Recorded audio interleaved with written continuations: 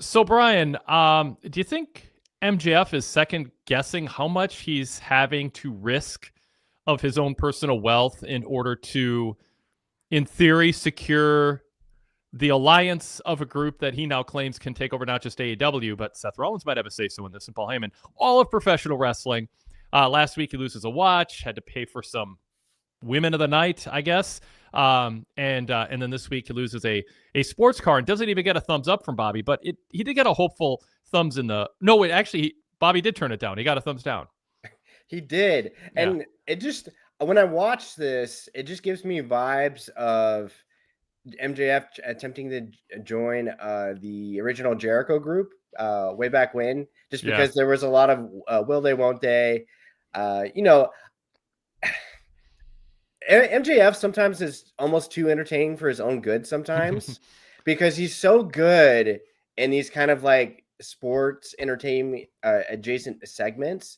You really forget like how good of a character and wrestler he could be. So in a vacuum, he would actually be really the perfect WWE like talent. For sure. I feel like he's constantly, and I'm not saying in real life, yes, but it feels like a constant audition.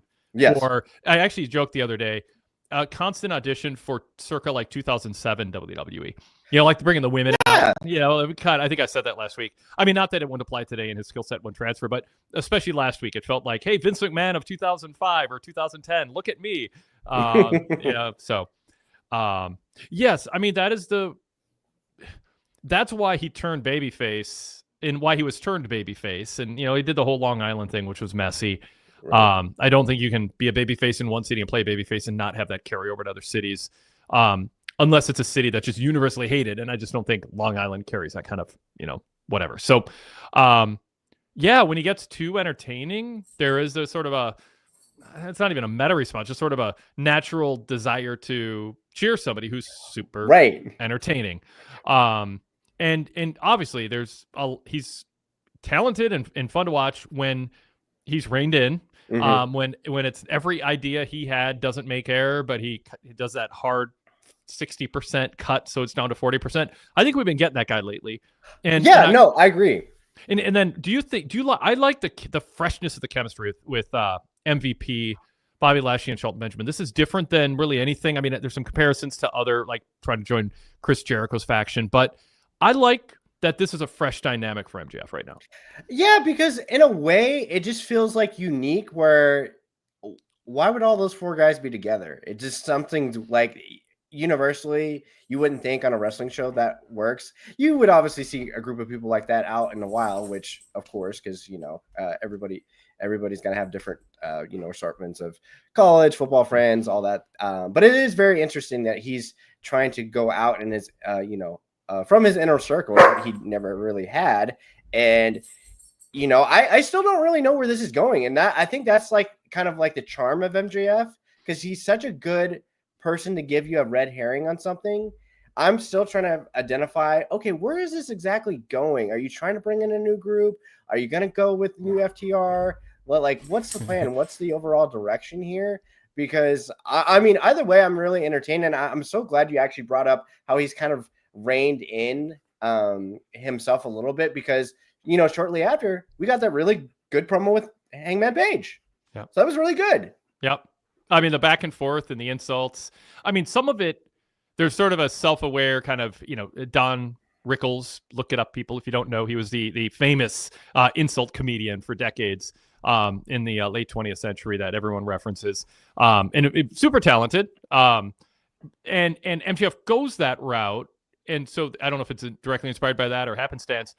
And some of the material, I think, is self-aware, like trite, bad, derivative, like, oh, you look like you met your wife at a family reunion. The implication being you look like an inbred. It's like, that's not clever, but MJF's a heel. He's supposed to be, hitting people over the head with with blunt material that isn't super clever. If he's too clever, he can get cheered. But some of his stuff actually is clever. But there's I was watching him before, like when he's foiled a bit and how he reacts to it, and I was kind of thinking, does he play it with the right tone when he's when for instance when Lashley drove off with a thumbs down, And MVP's like consoling him. And he's like, oh, I'm so mad, but okay. And I was like, no, that's actually him expressing his thought process as a manipulative dirtbag.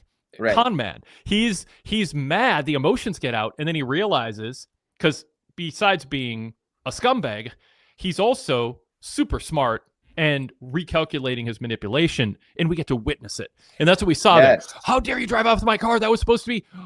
I can't get mad at Bobby or he'll never come to my side, so I got to regroup and pretend that I'm okay with it. I'll think of the next plan next week. And so I think he actually plays it well, but I went through that thought process watching that tonight. Yeah, because you don't want him to, necessarily overreact like, Shawn Michaels taking a bump for Hulk Hogan.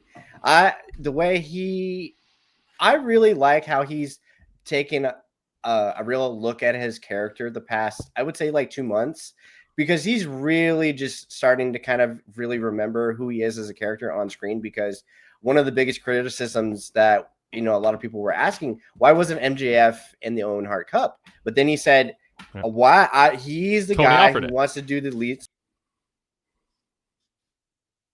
Oh my God, did you just... Oh.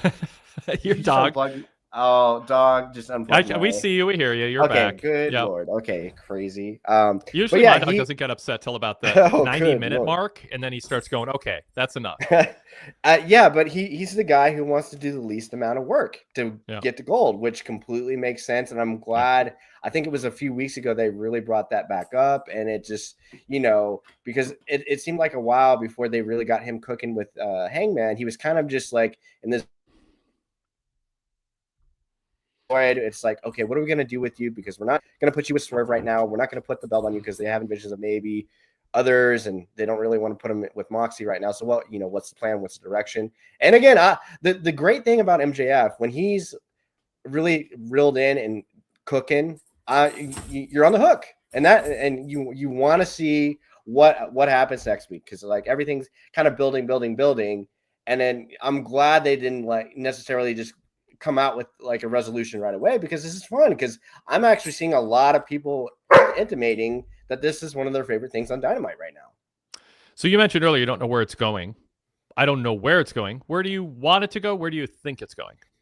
I would assume I don't know if it would be wise to redo the old segment where MJF aligned with the Pinnacle potentially, but I just see this eventually leading to MJF actually turning on this Hurt Syndicate, and I just assume maybe this leads to a match with him and Bobby Lashley at All In, and just as a singles match, it's an interesting match to think about, because I think on the Collision live show last week I brought up, you don't want to necessarily have a lot of just all these all-star matches. You want to have some good range on the show, and that's one of those graphics you look at, like MJF and Bobby Lashley.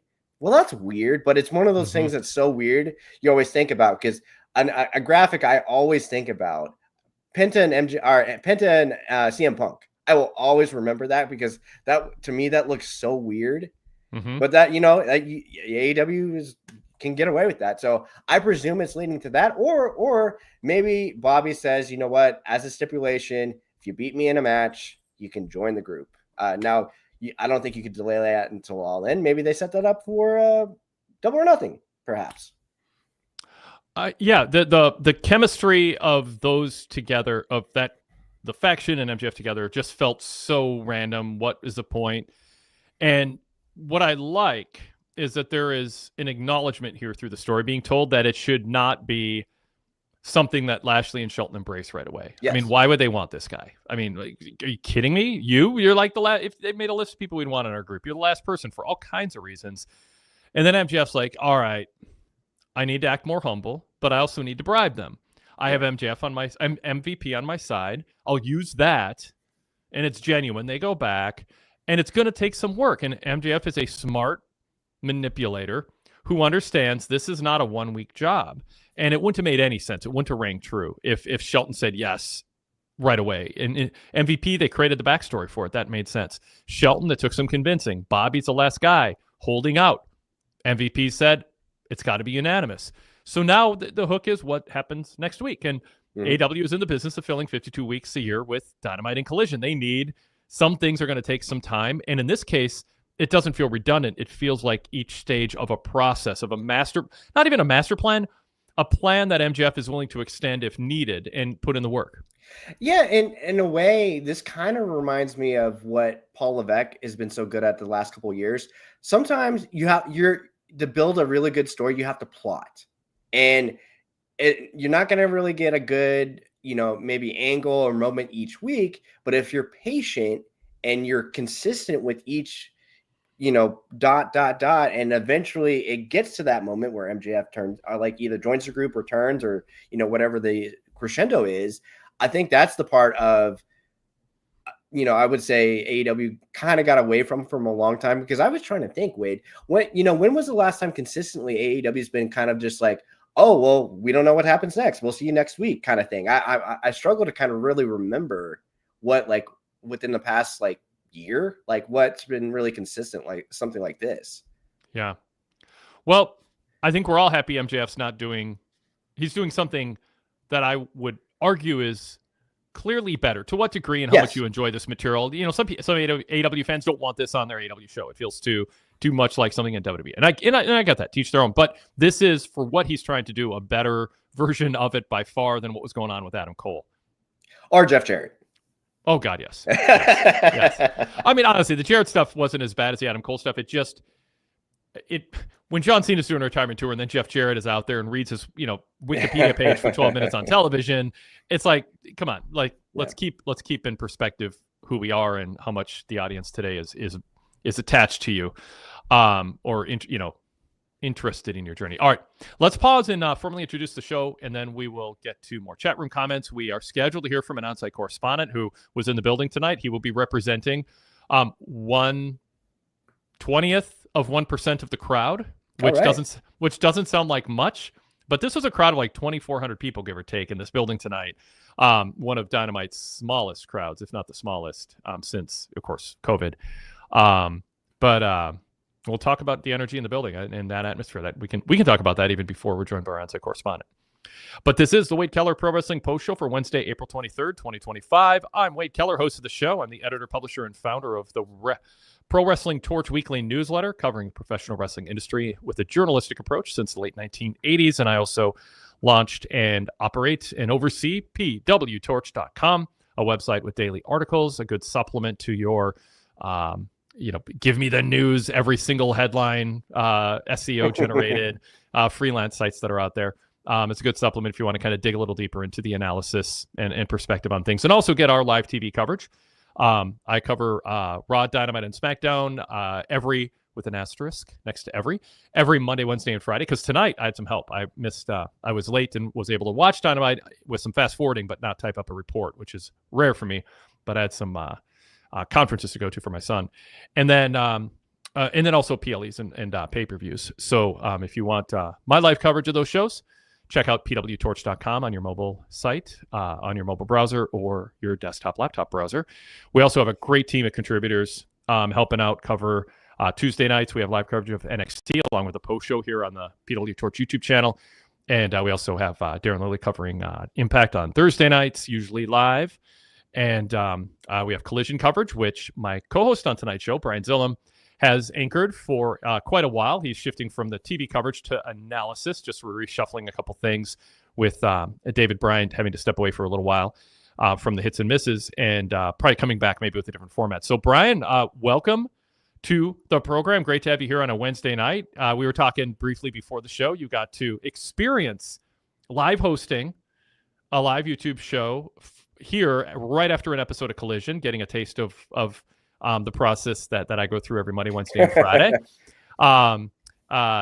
It was great that you and Chris Griffin were able to do the coverage of a special Thursday night Collision. Welcome to the Dynamite post show.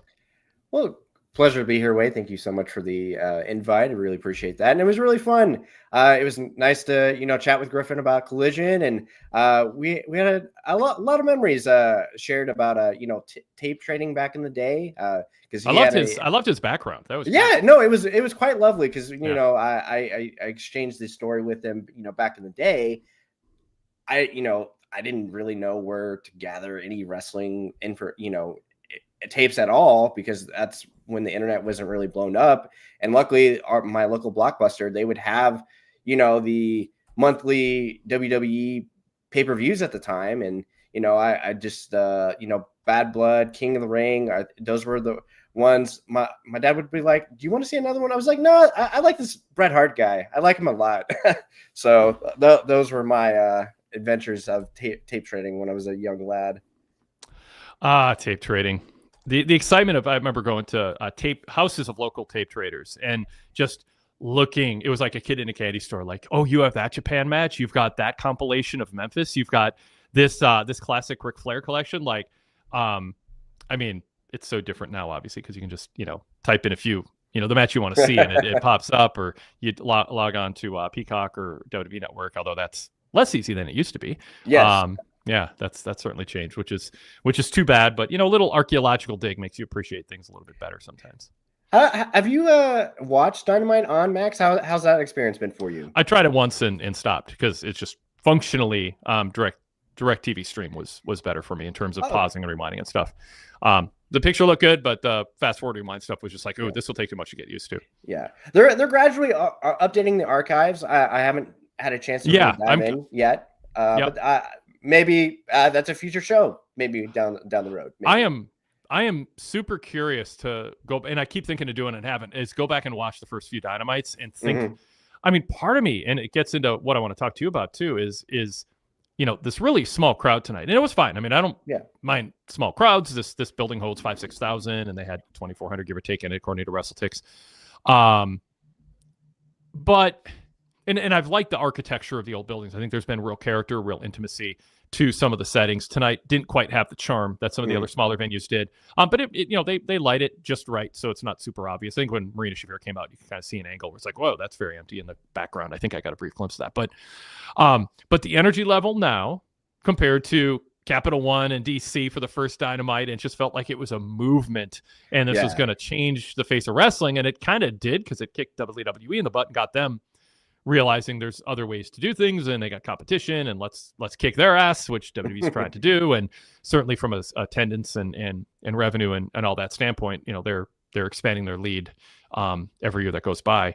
But AEW is a survivor, but those early shows, in a way, it would be a little melancholy, like, oh, what once was and what people were thinking could be. And then for whatever reason, that's a topic for another show, they aren't selling out 18,000 seat buildings right now. And that's the reality of it, but they're still, other than the really bad microphones backstage, I still don't think, how did that wasn't great tonight. I mean, that was the arena. I don't, who knows? Well, I'm not an audio engineer, but you can go on Amazon right now and for $300, give or take, buy some acoustic panels on stands that fold up very nicely in a very small travel friendly container. And you can buy 10 of them and put them behind your camera. So when you're in a cavernous old building with brick walls, you have at least some sound absorption. But the problem tonight was just the microphone wasn't mic'd well. It was a bad microphone. I mean, that's just inexcusable on TBS or TNT in 2025. And it happens a lot between the echoes and the bad miking and stuff like that. It's just, it's minor league, and they should be. They should. Jason Ray says, the backstage audio continues to be minor league. So anyway, I mean, so my point on this, I got sidetracked with the technical stuff, is watching the old stuff. It'd be remember how we thought about AEW back then?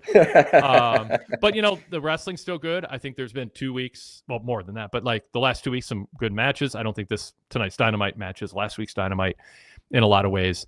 But as you said, Brian, this was, I think before we went on the air, this is a good palate cleanser, solid episode. No huge things going on, but it was it wasn't super ambitious, but sometimes that's what you want. Just give me a couple hours of some good matches and forward some storylines. Yeah, and I think it's good to probably shout out. I don't know if this was an ultimate reason why this wasn't a super flashy show. Tony Khan does have the NFL draft to look forward to this week.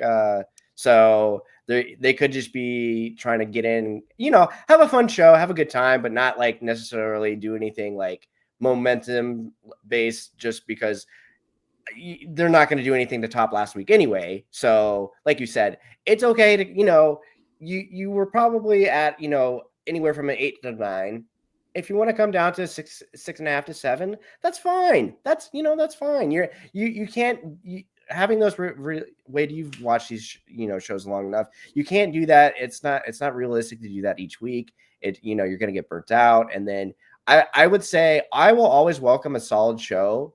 Didn't have these weeks and weeks of bad shows. That's completely fine. Yep, absolutely. I mean, I think a booker and a wrestling company that puts themselves under the pressure to have this blockbuster buzz generating show every week leads to bad decisions, hot shotting.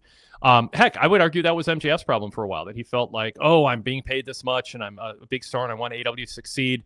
And he just swung for the fences every week, and these just long and overstayed his welcome, didn't curate his material, and would yell and do crass stuff. And I mean, it was like, and oh, I want to generate a buzz on the internet with social media. That's validation. And no, validation is kind of an ebb and flow. Not every, our life isn't every week going to Las Vegas and getting drunk. Like there's responsibilities. There's like, it's okay to go and hang out with your family or chill out on a hammock somewhere. And AEW, this was a show that didn't feel like it was overly ambitious, but it was good. You want to have a baseline that's good. And I would argue with anyone who said this wasn't a good wrestling show. Yeah. And it's really interesting, Wade, because if you kind of go, I would even say maybe if you start at the beginning of the year, Tony Khan recently mentioned this, I believe, like last month on the media call. He had mentioned, in prior, he's really tried to really settle himself on, booking and reestablishing himself as, hey, I have to be the guy in charge. I have to tell people no. I really have to just start getting things back together. And I would say even, dating back to that live show I called in back in February, it's just like, well, you really see kind of like, you're not getting really everybody shoved in on these shows. Jericho isn't on the shows just because anymore. You're not getting really those people that have to be shoehorned in. The women are being more showcased more than ever, which is fantastic. So, hopefully at some point, maybe within the next month or so, I can kind of ask them, what ultimately kind of like shifted within their mindset, because I think they finally realized, hey, let's just be the best version of us that we can be, and, give the fan base a true alternative that they're really seeking and, looking for what they're, for those who, want a little bit more wrestling from AEW or, WWE or TNA that they're not necessarily getting. So I would say that's really just been a good shift in the overall presentation of the television. I'm curious to see what you think about that. Well, I know there's people in AEW who have talked amongst themselves. How do we get Tony to tighten up the product, to say no to certain people? And basically, things got dire enough in terms of attendance. He got the new TV deal, which was sort of an exhale. Like, okay, now I have the energy to, go do other things. But there are people who are just like, Tony, what just happened there is not acceptable. You need to crack the whip. And in Tony's ultra super nice way, he's doing more of that. Tony doesn't like confrontation, generally speaking. I mean, he's like, you can see him when it's like, oh, it's about Paul Levesque. He'll like get worked up at a presser. But for the most part, he loves wrestling. And he wants to put on wrestling shows and have fans appreciate the shows he puts on. That's been a problem. But he is, from what I hear, just kind of he's raising the standards of what he expects from the people who work for him, and is saying no more often. So, good. And well, because if anything, Tony Khan of old might have, if there was a week to go 2-footed on anything last week, kind of like Loud and Proud, would have been that anniversary show where he could have easily poked fun at Bischoff if he wanted to. But I honestly appreciated they punched up and said, you know what, rather than kind of throwing digs and jabs like we, some of our wrestlers and even Tony Khan have done, let's punch up. Let's actually just put on a really good wrestling show for the fans. And that's what we need to do, and just be the best version of us. Let's finish our kind of the business we do when we break after Block A. And just let people know, if you are watching us live, you can join in the chat, the live chat. I keep an eye on that during the show. and put the chat comments on the screen, some of them, and read them out loud to our podcast audience who are only listening. You can also email the show at wadekellerpodcast@gmail.com, wadekellerpodcast@gmail.com. If you are listening to us on delay on the podcast side of things, which is most of you, but you have an opportunity to watch us live and you choose to, you can find us on YouTube. Just search PWTorch on YouTube. You can find a link directly to the live stream for each episode of Raw, Dynamite, and SmackDown in my TV reports at PWTorch.com, or for VIP members, PWTorchVIP.com. You can also, if you are a VIP member or Patreon supporter, find a link to be a live caller on the show. It's fun hearing from our VIP members and getting other people on the show for their opinions and their thoughts and their questions. So again, you can find that in my TV report. So those are the ways to participate. If you don't watch us live on YouTube, but you want to be part of the show, that's where the email comes in, wadekellerpodcast@gmail.com. You can watch Raw, Dynamite, SmackDown, send in a question or comments. We'll get to it. And then when you listen to the show later, you can see if you made the show. I think if there's anything else we need to throw in. No, we'll leave it. Well, I guess I'll say this. People say I should do this more. Please like this show right now. If you're enjoying the show, comment below if you are watching us on delay on YouTube, and also subscribe to our channel. You can also set an alarm, so a little alarm, so you get buzzed when we're going live, and have a little reminder. The more subscribers we have and the more interaction that we have with our listeners, the better it is for, obviously, YouTube just goes, oh, people are engaged with the show. They're watching. They care about it. They're commenting. So thank you for those who are doing it. And we'll, as time goes on, kind of lean into that more. I think on a recent show, I had like a question that I wanted answers to, and so we can kind of, throw out a topic. So feel free, Brian, too, if there's something you're curious to hear from people about. As the show progresses, that can be something that engages the audience, and it's kind of fun to see what other people are thinking also who are watching us on delay, not live. Cool. Oh, one other thing. We are always looking for volunteers to help round out our coverage of professional wrestling. It takes a team to cover everything going on these days, and that was never more the case than this weekend with all the events going on. And we've got our core staff, and we've got a great group of volunteers who helped out with Hall of Fame coverage and Stand and Deliver and WrestleMania and on and on. And so if it interests you to write for our site, we have in the staff, the staff page, which there's a link on the desktop site. To click on that, you can scroll down and kind of see what slots are open or vacated at this time. And if any of those interest you, let me know. kellerwade@gmail.com is the place to email me if you're interested in that. Just about everybody who co-hosts with me started off that way and continue to contribute in that way. I value, from my journalism roots, people who will sit down and type and put their thoughts, put words to their thoughts in black and white that shows up on a screen. I think there's value in that. I think it helps organize thoughts. I think I value that, and I found over time people who do that make better audio participants too. Yes. I mean, there's just something about the writing process that I really value in them. So if you want to write for the site, it's an opportunity to get your name out there and help us out and be kind of part of something I think is pretty special that we've built here. kellerwade@gmail.com is the way to apply for that spot. And we're open to ideas too that aren't on the list. If you think, hey, I know I read your website, PWTorch.com. Here's a cool feature that I'd like to write that I think people would like to read. Some of our cool features over the years have come from that. Okay, let's jump back to first the chat. We'll throw up some comments from our discussion that we had rolling. Just in terms of general thoughts on the show, some mixed reviews early on. Maybe Master P has something to do with that. We can get into that little nostalgia trip. But Larry said, I agree with Derek. No consistency in quality from week to week. Adam Kidd said, well, that was a Dynamite. And let's see. I know that somebody else pushed back on that. And when we're talking about, I would argue with somebody who said it wasn't a good show. Goodfellas said regarding the crowd, vibes seemed to be good and loud from the crowd. And I thought the graps were good tonight, says Goodfella. And anyway, so we had some compliments on the show too overall. So just wanted to throw that out there because I get this would be a show, Brian, that would have mixed thoughts because it wasn't just blockbuster like this is super buzz generating. But I respect when AEW does that the same way I respect when a wrestler like MJF isn't like, I need to be the center of attention this week on social media. Instead, I'm going to contribute to a master plan, and something that's going to take weeks to fully play out. And that's what we saw tonight. Yeah, and if anything else, they set up matches. They set up a title match a couple weeks from now on Dynamite. That's news.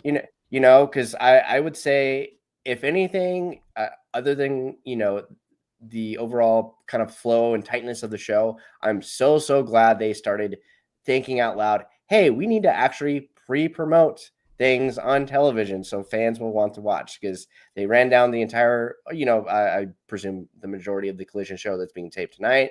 They already, promoted Hangman and Fletcher, and then the, big title match for Samoa Joe and John Moxley in 2 weeks at Spring Break. Beach Break. Yeah. Beach Break. So there's too many breakthrough, Totally. Spring Break-in. It's just, it all runs together. But yeah, I believe that'll be Chicago, May 14th. And I'm interested. I really want to see what a John Moxley, Samoa Joe kind of singles match. Hopefully, God willing, straight down the middle without the normal Death Riders trope. And, maybe Moxley actually works clean. Who knows? It was Andrew WR who said, this was a great show. I wanted to get that up there. And Goodfellow 1422 said, yep, I enjoyed it. So let's talk about Master P. They opened with Master P, throwback to the 90s, WCW. He is a local. What did you think of putting him out there? Did they give enough context? Would that just be a waste of time because they're going to be in and out relatively quickly? Did he add to the show, or did it seem like, they're some derivative copy of something, or Tony's living in the past with the Nitro? I'm trying to throw out all these different possibilities there. What'd you think of? I don't have a sense of how big Master P is in pop culture anymore. I don't think if he is in some circle, I'm not aware of that. But what do you think? I would be honest, Wade. I'd be lying to you if I would say I've been thinking about Master P a lot within the last 10 years. He hasn't really crossed my mind at all. No, I would have liked them to provide I think they might have, maybe I missed it, provide a little bit more context because of the gear the guys were wearing. Apparently that's his NIL affiliate because he's a coach, for the affiliate, and obviously he contributes a lot. And, I didn't realize he lived in New Orleans and he was this big contributor there, which, it was kind of a last minute thing because they promoted it on social media, and then their media list, they actually sent the full clip. I imagine maybe they'll send out some type of press release of some kind, just because they like to get the attention. It's obviously not the mainstream of Scott, in WrestleMania, but it's fine. I think this is almost kind of like a nice thing because he's big in that area. Obviously there's a lot of folks in AEW's locker room that supports, the culture and everything like that, which is fine. His performance was fine. I don't know if I would have his little pot shots to Moxley as Joe's trying to kill him. Probably could have gone out with that, but he was there. I like how he kind of did the thumbs down to Joe and said, you know what, finish him kind of thing, which was cute. So, hometown guy, he was harmless. He was fine. I thought him and Swerve might have had some type of interaction, just because, Swerve's, he's so, he's a, rapper and everything. I just thought maybe they would have had some type of interaction, but, he got out of the way after he, and then let Joe and Moxley have their kind of face off. So, I don't know if it was like a 5-star opening segment, but it was fun. It was fun. And then obviously it led to everything else that happened afterwards. Yeah. I didn't have a strong pushback on it. It felt like a one-off for a local. If you're watching and you don't know who he is and you don't want to bother looking him up, you got a gist of who he is, and he must be somebody if he's out there. And they got in and out of it quick enough. And obviously it was just chaos. I mean, it was just a lot of moving parts there in that. And we'll get into the gist of that in a minute. Chat room comments, just putting some perspective. Zach Barber PWTorch contributor, says Master P in New Orleans made sense, but Master P's delivery was not stellar. Joshua White said Master P is not a big deal in pop culture, but my wife texted me that he was going to be on the show, and she doesn't watch wrestling. By the way, Joshua White covered Dynamite on PWTorch.com tonight for me. He's a new PWTorch contributor, and since I wasn't able to cover it live for the full show, and there's no way I could have typed up a report in a condensed amount of time and still seen enough of the show to do a live post show here, because I got started a little bit late.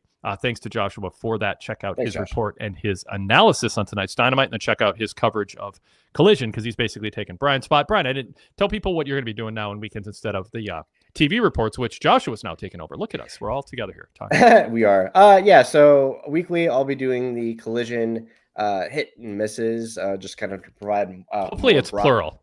Hits. Yes, more hits and misses. It's pretty pessimistic. If you're predicting a hit and a bunch of misses, people, AEW fans, would be upset with you prejudging. I mean, I feel like anytime I've done those, because I back when Zach Haydorn was still with us, I did them from SmackDown, and people got mad when I would kind of be a 5-4 or 5-5 type of fella, but for formatting issues, so that way I can kind of just put all my thoughts on canvas, like you articulately said earlier, that it'll probably work out better. And then, hopefully, maybe I can kind of bully them in, and maybe we could try to, do some weekly thing where we're on the YouTube, maybe doing the show. But I know his schedule is kind of over the place. But yeah, Collision Cafe, where weekly, my co-host Amanda, Jenny, and I will review Collision and kind of just touch all other things AEW on the show. By the way, I mentioned David Bryant stepping away for a little while. Zach Barber goes, wait, what happened to David Bryant? Because he's such a talented writer and brought such a personality to his reports. He's got a lot going on right now, so he just needed to take a little break. But he'll be back in some form or fashion, and hopefully sooner than later. But he just felt super bad not being able to get the hits and misses written in a timely basis with what's going on with him on weekends, and so he's like, let me step away for a little while. So it works out for Brian. You got big shoes to fill, but you'll bring I do, because he's quite the character on his reviews. I don't know if I'll be able to do. No, you don't. I'll try. I'll be try. Yourself. Be yourself. We have a wide array of vibes and personalities to our writers, and I love it. Okay, let's more on Grandpa P. More on Master P. Adam Kidd said Grandpa P was good until the punches. Andrew WR says Master P ironically did not make me say ugh. Derek Mitchell says Master P is more business entrepreneur these days than business mogul, but his appearance was dreadful. I mean, I can't argue with someone looking at it that way. I thought it stopped short of dreadful. Yeah, you would have liked his performance on the mic. I don't think it was great. So if you wanted to provide that critique, it's fine. But again, it seems like they're trying to do a nice one-off thing. So, I think it's really hard for me to kind of go two-footed on it. I wouldn't do it too often, but Goodfellow 1422 said, seems like he's doing cool stuff for student athletes in his area. Yeah. Respect. Ramen Noodle said Master P is pretty irrelevant these days, but showing P love in New Orleans is just good vibes and good karma. That's covers Master P. So what'd you think of the angle that set up maybe the biggest news coming out of tonight's show, besides the thumbs in the middle turned down from Lashley, although we know where that's probably heading. And that is the news of Samoa Joe getting a title shot in 3 weeks at Beach Break on May 14th. We've been talking about the assumption that Joe would get singles title match against Jon Moxley, probably not at a Double or Nothing, but more on a themed TV show, and that's exactly what happened, and I think it's good. Yeah. And, because I was trying to remember, when was the last time they had a men's title match on Dynamite? It's been a while, right? Yeah, it feels like it. Yeah, I don't have a instant recall, but... Because I surely they've had one before, Joe and Hook. That's the one that sticks out in my head. I'm just trying to think, but no, it feels like Moxley did something since. Swerve and Claudio, yeah. Oh, I don't know. Chad, help us out if you remember, but no, I like it. Obviously, it kind of did. It really accomplished two things, because first and foremost, it's really apparent that, we saw potentially the main event of Dynamite, Anarchy in the Arena. To me, I think they'll be able to get away with it. It's fine. I know Tony's a stickler for tradition. I would almost be willing to pivot if he didn't really feel like it's there. But I guess AEW's credit, there's enough time in between now and Double or Nothing where they could get it there. Now my suggestion to AEW is please don't do Anarchy in Arena and then 2 weeks later do Blood and Guts. Please don't. One or the other, please. Blood and Guts at a pay-per-view would be fantastic. I would love to actually see that. But obviously they accomplished, setting up the main event or the title match between Joe and Moxley, and then potentially teasing the, whatever assortment of multi-man where you had like the super babyface team of the Ops, Swerve, and, Omega coming out.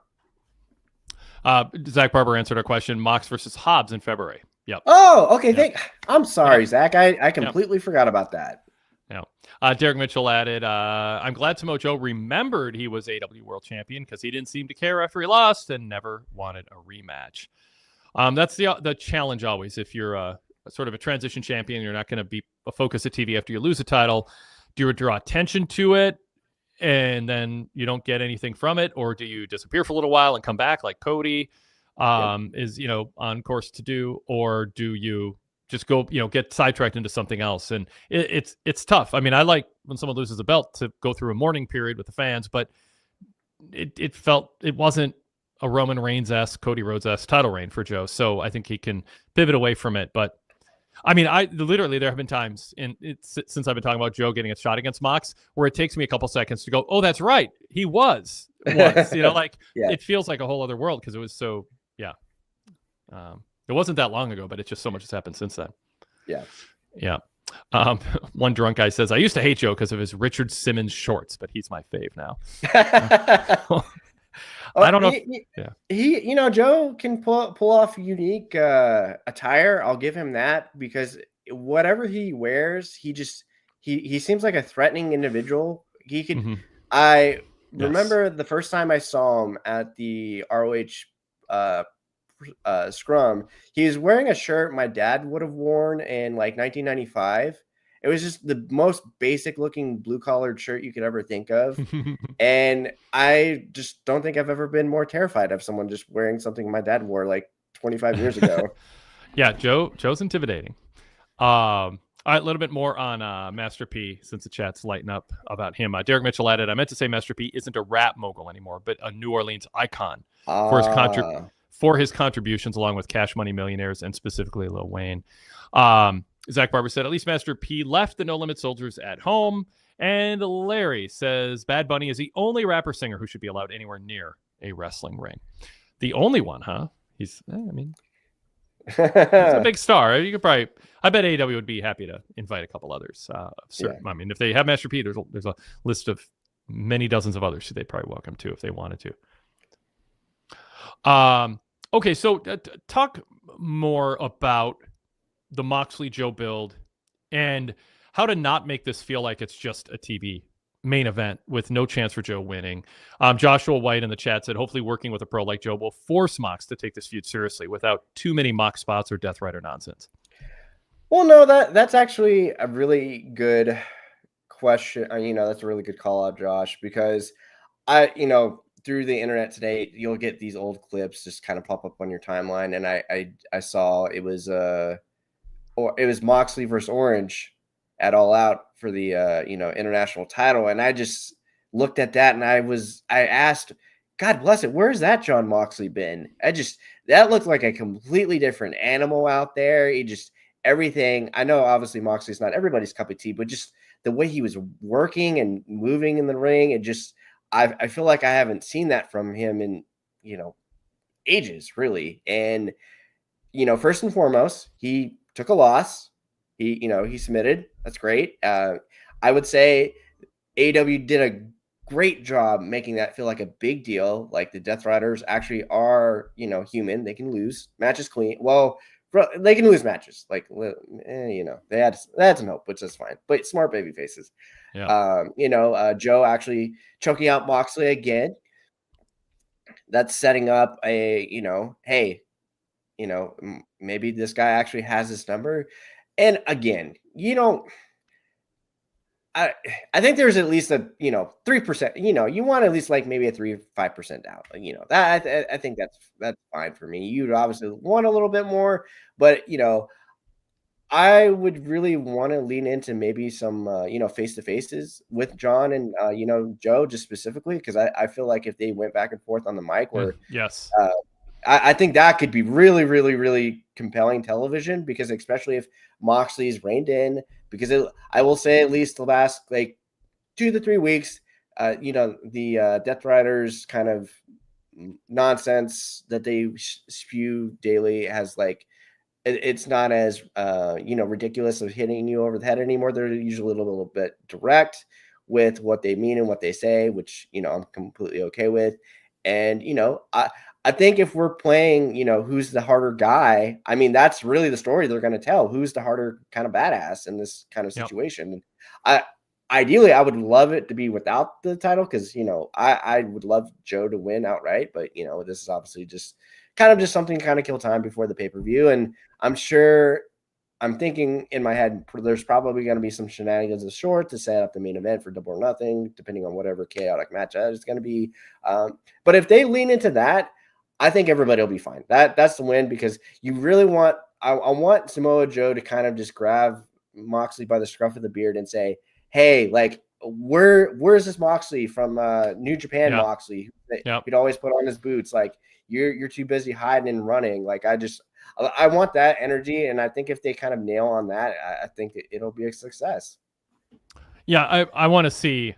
It'll be a crime if Moxley and Joe don't have like a face-to-face, a sit-down interview, a split screen.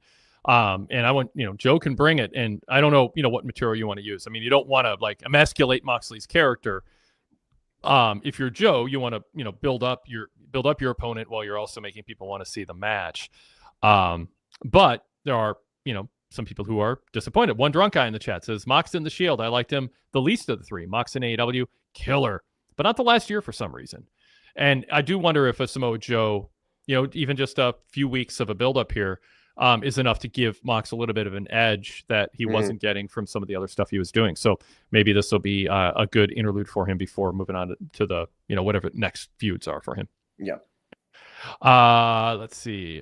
Derek Mitchell just says it's good Samoa Joe's getting a title shot, but inevitable that Mox will win and eventually lose at All In Texas. Inevitable is a strong word, but I think most people have that mapped out as the most likely and logical path. I hope he loses that title at All In. Yeah. Okay, couple other Master P comments because the chat's all over this. Derek Mitchell wants to clarify. Someone in the chat asked, I meant to say Master P isn't a rap mogul anymore, but a New Orleans icon for his contributions, along with Cash Money Millionaires and specifically Lil Wayne. He clarified he's not saying that he's affiliated with them, but he's doing things similar to them. Let's see if I can. So Ramen Noodle said, for clarity, Master P has nothing to do with Cash Money or Lil Wayne. They're just from the same city and in the same line of work. So anyway, just want to, for people who are like, don't go change the Wikipedia page now and say, I heard it on the Wade Keller show. Yes. Or per the chat. Don't blame me. So we had let me get Master P out of the way. Then I'm done. Okay. Fan Blast says Master P is so cringy doing the exact same call and response he did over 25 years ago. Rappers who have any longevity pride themselves on not doing the same phrases over and over. I don't know that culture well enough, but I mean, it does feel like, wearing your letter jacket, to high school 25 years after you were a senior. There's a bit of that comes through. Anyway, so. And Adam Kidd said he was almost as bad as Travis Scott. Yeah, he didn't interfere in the main event. He was around some main event guys, but he wasn't. I can't believe Rock is like, I was so surprised to see Travis Scott show up. Yeah, right. I mean, how much BS does he think he gets away with in his daily life as the most famous person on earth that he thinks that passes a sniff test? I mean, yeah. People in WWE are going to go, hey, let's take Rock's sidekick, his hanger-on, his Jimmy Hart to Hulk Hogan guy, and let's surprise Rock by having him involved in a storyline we don't run by Rock first. I mean, it's so freaking ridiculous. I talked about that on the Wade Keller hotline today for VIP members. I did 2 days in a row just ripping on that whole Rock Pat McAfee interview. He's he's in La La Land. Oh, did you see the nice response from his Brian Gewirtz today? He's apparently saying now the wrestling media is 0-3. 0-3. Yeah. What do you think he means? Because the media has been kind of pretty on point on anytime the Rock's popped up, and they've, for some reason, just tried to discredit everybody. I mean, Wade, you know how that goes. And they've been very mean to, folks like Dave Meltzer and Sean Ross Sapp, and just tell us when we're telling a lie. And it's not like they're being ridiculous about it. They're reporting what they know. And it was reported back in December. The plan was Cena versus Cody. That was always the plan. Mm-hmm. And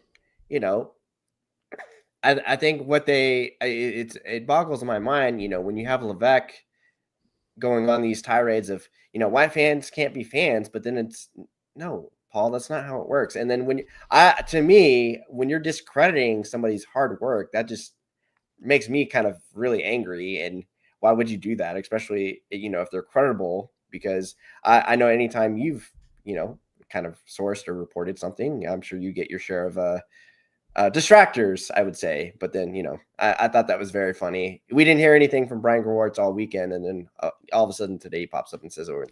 So. Well, then explain yourself. Yes. What are you speaking of?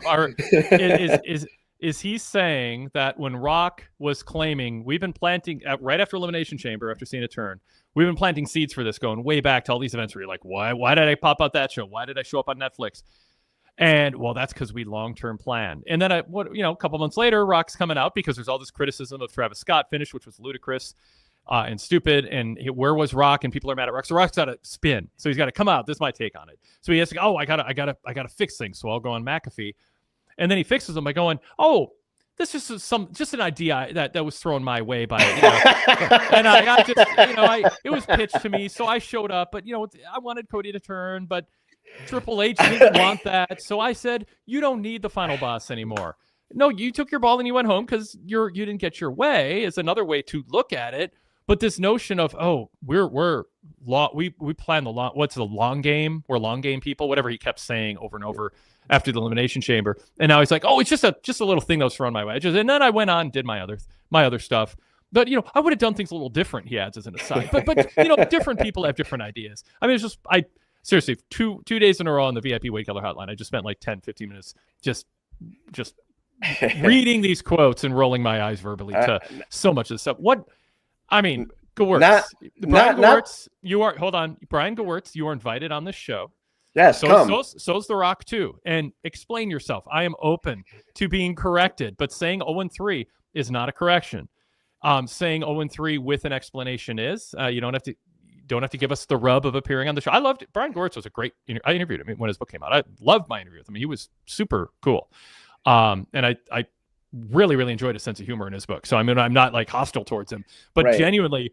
And I've interviewed Rock, and Rock was super, super nice. But I think Rock whenever I criticize Rock, now Brian, I always go, how could you not lose track of reality with the life he lives? Right. I mean, I don't like. I mean, if I worked with him, he'd drive me nuts. If I was that guy, I'd be. But from afar, it's like, I get it. I mean, fame is tough, and the pressure feels is tough, and having a bunch of people validate every silly thing you say. We all want to be checked when it comes to that in our circle. And so, I mean, humans are fallible to fame and yes men, but I'm sorry, Gewirtz just going wrestling media is 0-3. You got to be specific about it. I am genuinely not open. I genuinely am just in pursuit of the truth. Yeah. I just want to know what's happening. And if we get it wrong, saying you're 0-3 doesn't help add information. So who was wrong specifically, or what is out there floating around that's wrong? Yes. And explain how, acknowledge why people are confused. oh, I see why people thought that. Rock said this. And I did that today in the hotline. I'm like, this actually might be a way to look at what Rock said as not contradictory. And I went into it. I put thought into it for over the last 24 hours. Like, if I'm like trying really hard to look at this and go, could people be getting something wrong about thinking Rock just totally contradicted himself? And I put a theory out there, like maybe this is how these two things can coexist in one reality. But my conclusion for the most part is Rock's living in La La Land and thinks he can say something that comes to mind and people just buy it because that's what he's surrounded by. But, yeah, and we're trying to actually add to, I would say positive discourse. We're trying to actually get the facts, make us understand. Let's have a discussion. Let's have a conversation. But then when you're discrediting everybody, and then, we have Paul Levesque saying, why can't people just be fans and not have to be in the weeds of everything? It's like, well, Paul, people have jobs. Like, yep. What are we doing? You have a job. We have a job. Like, what are we doing here? Yep. And there's so far in my reporting, Meltzer's reporting, Sean Rossap, I mean, I don't think we've contradicted each other. No. And Rock basically with McAfee roughly validated almost every big point that I reported about. Cody was given an option to turn heel. He turned it down. When people were going, oh, Rock bought Cody's soul. And I'm like, no, people kept saying that. I'm like, no, we didn't. No, Rock, when Cody didn't turn heel, or when Cody didn't agree to turn heel, then Cena decided this was his chance to turn heel, but he didn't. What Rock offered Cena already has. I'm sorry, Right. What Rock offered Cody, Cena already has. Cena never said he sold his soul. That was not part of the storyline. It was just they were in the vicinity of each other. Cody turned him down, and then Cena beat up Cody, and Rock nodded in approval because Cody just turned him down. So, and Rock verified or backed up, yeah, Cody, I wanted Cody to turn heel and he chose not to. But then he kind of spins like, but I didn't want it to be this soon. I was just planting those seeds for someday in the future. It's not that I got overruled. It's not that people didn't like my idea. It's not that I meddled again because I don't want to be the bad guy because he does want to be liked by everybody. So I wasn't the bad guy. I wanted to do it later. And all these people think I want to do it now are wrong. Well, you just said you wanted it to happen now, and it's okay to be okay with it happening at another time, but I don't know. The distancing from wanting to be in creative, then all of a sudden you're not in creative, and then throwing Paul Levesque under the bus. Very funny. Hey, wait, is this 1999 again? This feels like wrestling politics at its finest, I think. Yeah. Yes. Anyway, but Brian Goritz is, he knows Rock's going to be like happy that Brian put out there, Wrestling Media Zone 3. But I would like to know if Brian can elaborate. Yes. Yeah, please elaborate, Brian. Let us know what we got wrong when we read Rock's quotes after Elimination Chamber and then read what he said on Pat McAfee and then matched it against our reporting and said he has validated everything we've reported, but he also is contradicting himself. And we also know what we saw with our own eyes, which is the public really didn't like Travis Scott, and the notion that Rock didn't know that was going to happen. It was surprised watching it is kind of a credibility killer. So maybe address that too. And also just starting the year off on Netflix and then kind of maybe potentially intoxicated on NXT the next day. That probably didn't help things either. Yeah. I mean, he makes note. He's just drinking he's promoting his tequila. I'm sorry. Yeah. He's promoting it and drinking it. And then, I don't know. All right. Wrestlers I don't know. Steve Austin drinking all the beers after he rammed into the barricade, and the footage that came out.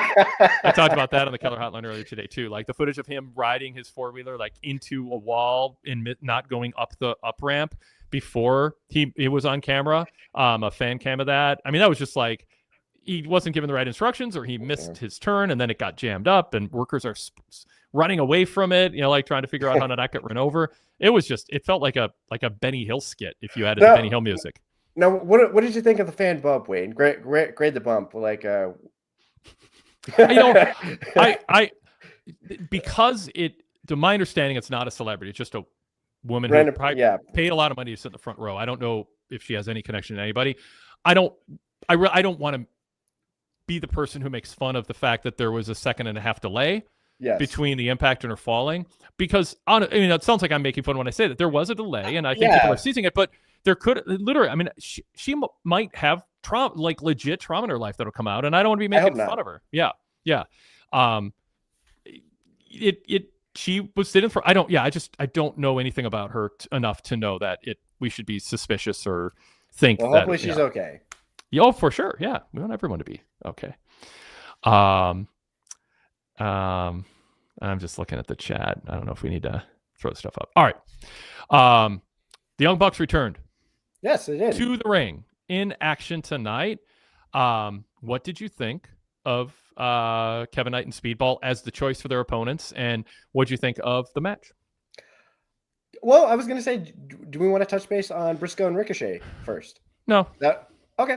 No, I think that's less important than the Bucks. I want to go to the Bucks fair first. enough. Yeah. Why do you say that? Because there's a reason? Like, is there? Oh, no. I just didn't want to, if fans wanted our thoughts. We're bouncing all over. Yeah. I mean, I would say, it was fun. It was Mark Briscoe actually getting a win. That's good stuff for him. But back to the Bucks. I liked how they looked like they were in. Everyone's waiting to hear what you think about Ricochet and Briscoe, so we're saving that to the end. We want to keep our ratings high until quarter 4. Very, very. Well, good. Actually, now we're in quarter 5. Go ahead. All right. But yes, the Bucks. I actually really liked how they ditched like the EVP kind of traditional gear. They actually looked like wrestlers, like in their. Matt looked like he's been in a gym. Yes. Lifting, they actually looked like in incredible shape because I think they noted they had actually wrestled since September or October. Well, in Japan, it's a 3 matches. Well, but in AEW, yeah. But in AEW, but they looked in really great shape. I think like the opponents for kind of like a welcome back match with it. Obviously, they've got tremendous chemistry with Mike Bailey, and then AEW. I'm really glad that they're pushing like their new guys. Kevin Knight, especially, like they want to feature him because I'm glad to see. Kevin Knight is really cool because some people think Mike Bailey's kind of goofy. And I'm glad they don't just think it is a fact. Yes, but like his straightforward like personality didn't like diminish like Kevin Knight being cool at all, which that's a positive. But the match was way better than I thought it was going to be. I just thought maybe this was going to be like a ho-hum thing, but once they really got kind of in the second half of the match, it was really good. I really liked it. From a technical standpoint, this is probably the sharpest I think the Bucks have looked. They looked in the ring in a very, very long time because those private party matches where they they were decent, but I feel like I didn't see the Bucks moving like this. They were pretty agile, kind of like running the barricades, doing the Melter driver stuff, the saves, the moonsaults. They really looked like a serious guys again, which is great because we haven't seen them in a long time. And I think the match probably went I haven't probably 15 18 minutes, but 16. 16. Okay, great. Okay, so it wasn't too off, but you were good. No. Like once they got in the second, third gear, it was really good. I thought Kevin Knight was able to showcase his agility.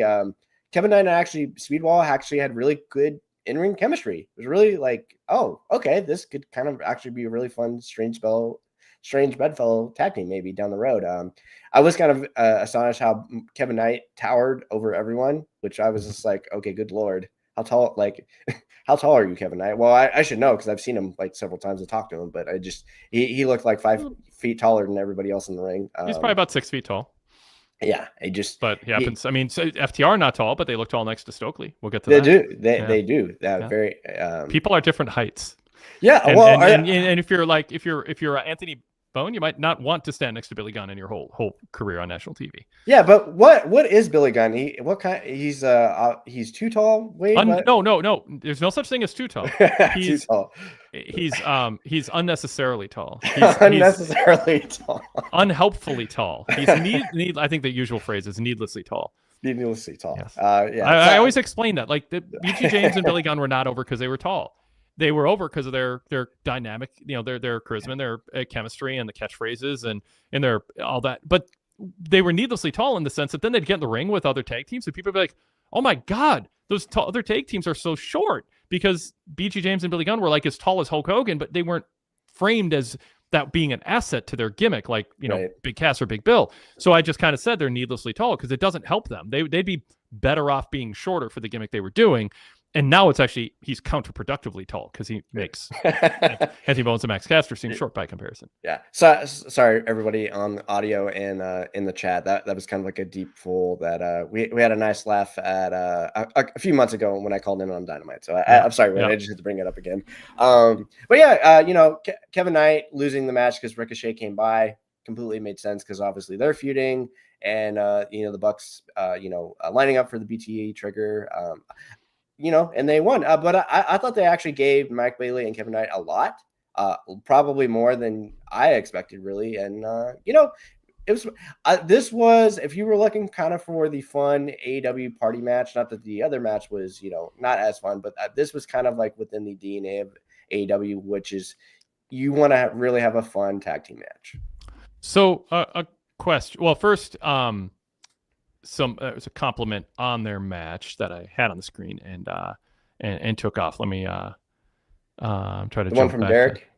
Let's see. I can't remember who it was. Oh no, Goodfella. Goodfella said, in ring, I'm sports entertained by a Bucks match. The match was fun and gave some shine for two new guys. And then he added he wishes Brody King didn't lose again in a separate match. That is another topic for another segment here. I agree.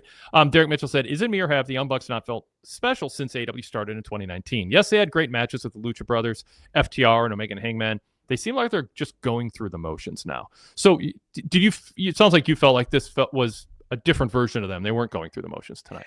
Yeah, I mean, I felt like they felt refreshed, and that's great. Yep. And I feel like this is a nice little spot for them where they're not necessarily in the main event picture, where they're not EVPs trying to take over the company. I mean, right. They still did mention like Team AEW, during the broadcast when everybody came together. But I think this is a nice little spot for them.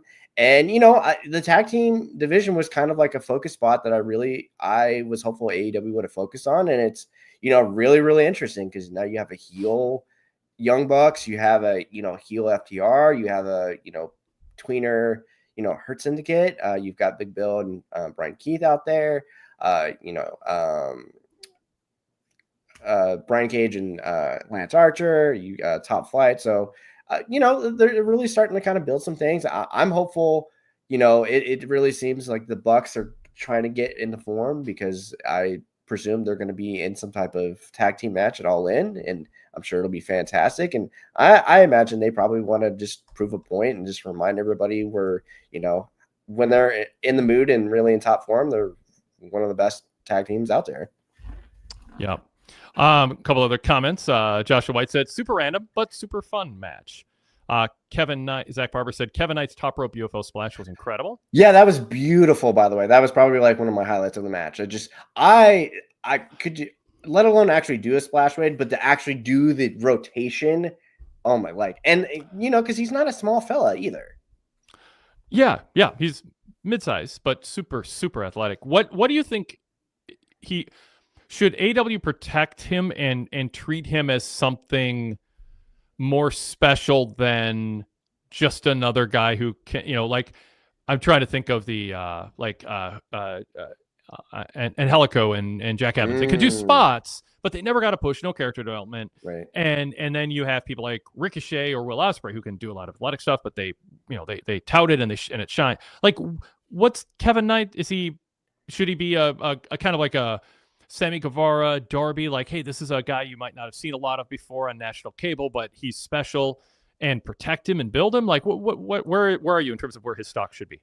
I mean, I would like to protect him a little bit more. I think he's so unique. I think I deemed him a combination of like Swerve Strickland in his movements, but he's athletic as Montez Ford. He's just his drop kicks. He jumps 3 feet over someone's head. So it's like he's kicking air sometimes, which is incredible. Yeah.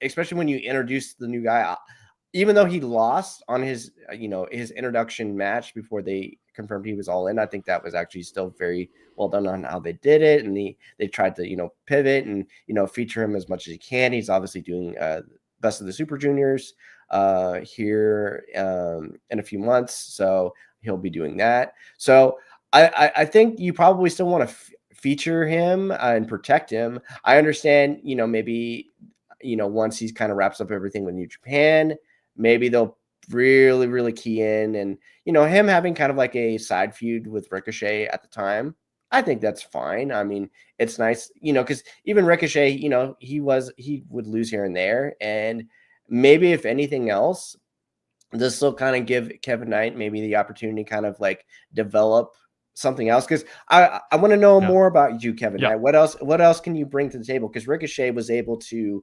lose and still like rise above everything. So that, not to saying you want to just beat a guy to death. I want to see what else you have to offer on television. And, traditionally a seasoned tag team should be a strange bedfellow pairing. So I'm also okay with that's the way I evaluate. And I was trying to watch out for your ick that you don't like, and I didn't really see anything. I saw at least they were pushing, like they were trying to at least like push a guy like and like elevate the shoulder off from what I remember. So I was like, oh, I didn't like Wade's probably not going to be really mad about the breakup. Well, like I said, I had to rush through the show, so I'll have to reserve my reservation on that detail till another time. But I am not. There's things you can't fix about wrestling. I mean, there's just things that are like, if you can stomp on a guy when he's down, why would you not just keep stomping forever until he's knocked out? Why would you go to the top rope to do something fancy? Like, there's just things you can't fix, and wrestling ceases to be what it is. There are things you can fix. The straighten your time moments and sloppiness and breaking up pin covers is one of the things that you can absolutely do to make it look more credible, and it doesn't change anything. Don't shift positions while you're on your back. Someone did that tonight a little bit. I think it was it Briscoe or Ricochet? I think in their match, one of them I think it was Briscoe shifted for a Ricochet move, but it could have been the other way around a little bit. And it's like, no, don't get in perfect position to be landed on by a guy. Like, just either it's up to the opponent to put you in a good spot or adjust. And I know it's easy for me to say because I'm not laying on my back out of position at risk of getting hurt, but it looks really bad. But especially the breakups, it's so easy to do, and people got so lazy about it over the decades. What Knight has to do, and this goes back to something you said a couple minutes ago. It's the analogy. I talk about the NBA sometimes. There's bench players who would deserve minutes on another team, but this team doesn't need them. They don't need a two guard whose specialty is 3-point shots. So they don't need a backup point guard who's not good on defense but can shoot threes. They like their team makeup. Your skill set isn't needed, or we have someone with the same skill set and they're just a little bit better than you. So what Kevin Knight, and this goes for anybody, needs to do is not, hey, I'm good, people respond to me, I should get more of a push. You don't get more of you can't say you deserve more of a push without saying I deserve someone's minutes, using the NBA or NHL analogy. If you're on the fourth line and you're only being used on power plays, you got to make your case to the coach some way or another why you deserve to be on the first or second line getting more minutes on the ice. And by definition, that means you're better than someone else who's getting those minutes. So if you're Knight or anybody like that, what can you bring that justifies you getting minutes that somebody else in that locker room is getting right now? There's not enough time to just you can make the show longer. A lot of companies do that, or add a show. But if you want to be featured on Dynamite, you got to leapfrog somebody. Someone else is getting time. There's not time for everybody who deserves it to get all the time they deserve. You need to deserve it more than someone else. And that's where wrestlers who get ahead sit down with the booker. They sit down with veteran wrestlers and they go, what can I do to, and Ricochet probably did that. He's like, in WWE, they're feeding me these lines. I didn't believe it. People could tell I didn't believe it. It was corny. They didn't know what to do with me, but I've got this idea and help me with it because I want to earn more TV time. And he did, and he is. He has displaced other people who would have been getting that TV time in a way, and he's getting more praise for his role than I think a lot of people anticipated he would, because he was just going to be lost in the shuffle of spot monkeys, and instead he's a character that people are invested in. So with Knight, you got to figure that out. He doesn't jump off the page the way Darby did. You just look at skateboard kid who takes big chances and is impervious to pain or doesn't mind pain. Sammy Guevara, cocky ass punk. So what is Kevin Knight? Like, figure that out, amplify it, and then add it to the mix of what you do in the ring. Yeah, no, I liked your sports analogy, because he's almost, Kevin Knight is obviously like a luxury, like a team kind of falling into like a top 5 pick in the NBA lottery when they just lost in the Eastern or Western Conference Finals. Pritchard from the Boston Celtics, he won 6th Man of the Year. Kevin Knight, I think he's got that upside potential. And then, like you said, it's just having that acumen and just, not show with your action, not with your words. Show us on television, resonate with us on television. Wade and I should be having conversations and asking, where's Kevin Knight? Why is he not on TV? He should be on TV. Like, what? I want to see Kevin Knight, have those conversations. And it's funny you had mentioned Ricochet. I don't really even see him in the same line anymore. Because I don't think of him as that typical kind of spot merchant. I'm thinking of a guy who's actually really in tune to who he is. He obviously had this in him, and there was this perception of like, oh, you never give this guy a microphone. He's too awkward. He's not a tough guy. He's not big. Don't give him a mic. And it's he's whether that's kind of realizing he's in a new ecosystem, he can be himself and try new things. I'd be super interesting to maybe chat with him one day on like how that process went. But like you said, be patient, ask questions, and just be a pro. Patience is needed, but you got to put in the work. And I know, depending on the company you work for, but asking the right questions, asking the right people questions, being open to ideas, not seeming like you feel you deserve something that other people don't, but trying to figure out why other people don't think you deserve it and convince them otherwise. Feedback is a gift. I know it seems kind of like a corny saying, but I learned that like years ago, one of my previous jobs. And I think it's actually like helped me a lot where, Wade, anytime you've had feedback from me, I'm just like, oh, that's not like, I never really thought about it like that. That's actually good. I'll try it this way. And I think once you're receptive to feedback and you're coachable, like to bring it back to sports, it just makes everything else easier. Yeah. Rich Fan and I yesterday on the Wade Keller Pro Wrestling Podcast Flagship Edition. This is podcast only. So if you're viewing us on the YouTube side of things or listening to us there, you need to search Wade Keller in your podcast app. And you can search Wade Keller in Spotify or Apple Podcasts or wherever you listen to podcasts and subscribe. The blue logo show is audio podcast only. The red logo show is these post shows that stream live on YouTube. They also are on our red feed. And that includes other content that isn't on YouTube, even on the red feed. So subscribe to that. But on the podcast yesterday with Rich, we got into, I believe it was with Rich, we got into Carmelo Hayes and some advice Paul Heyman gave him. And that's kind of inspiring. I talk about Kevin Knight here, too. We also talked about Rock and the Pat McAfee Show, John Cena's Raw promo, potential additions to the Heyman Alliance, maybe the new Dangerous Alliance, pros and cons of people like Rusev and Jeff Cobb and Sami Zayn and others. We got into the Jay-Sammy dynamic, the tension in there, and also the YouTube cut being different than the live TV cut and why that might be the case, why they edited it differently. Also got into Gunther McAfee, some good insight into the AAA WWE buyout and what could happen there and more. So lots of good stuff. The weekly flagship is a good kind of big picture look at the A topics and some B and C topics in pro wrestling. Unlike this format, it covers just a wide array of things, not just a particular TV show, although we have had a tangent here on The Rock on this show. So, Brian, let's bring Mitch, our on-site correspondent who attended Dynamite and also has witnessed the Collision tapings. Mitch, welcome. It looks like you're in the concourse. Yeah, the Collision taping's still going on, but I'm fine. Well, what are you missing? What are we keeping you from? What's in the ring? I just Bandito just beat another luchador. Oh, spoiler! I'm sorry. So, you can. Well, yeah, it's a big surprise. You know what? Well, you can. You wouldn't have been. We knew who was going to win. Yeah, predictable. Yeah. So, Mitch, I don't want to keep you from the tapings from too long, unless you're heading out of the building already. But tell us what your thoughts were on Dynamite tonight from the live experience. What stood out to you? I've been at a few Dynamite, a few AEW shows. I would say this out of 3 Dynamites I've been to is probably the second best. It was a pretty good show. It moved some storylines. I don't watch Dynamite every week, but it was easy to pick up on. They did a poor job advertising who was going to be at the show. We bought tickets last night. And if I'd have known Kenny Omega and Ospreay would have been wrestling and Brody King and Takeshita, I definitely would have bought tickets. They only advertised 2 matches. Yeah. So we were pleasantly surprised. We got pretty much the majority of the roster. So at least to see them come out, which I thought was good for the venue never really sells out. So about 2/3 of it sold out. What's up with the New Orleans market? Why doesn't that building, why can't you get to 3,000 at least? It's more of a WWE market. So, I was at the WWE show in February and it was totally sold out. There's a lot of WWE markets these days. Yeah. Well, it was the WWE market when John Cena was on top. So it's just there you go. There's not as many indie fans. Although one of the indie shows I go to, one of the female wrestlers was on Collision and got to wrestle, and she's one of the locals. So that was nice. So who got the biggest positive crowd reaction tonight from those in attendance? Who seemed like the stars that if people knew they were going to be on the show, they would have paid to see?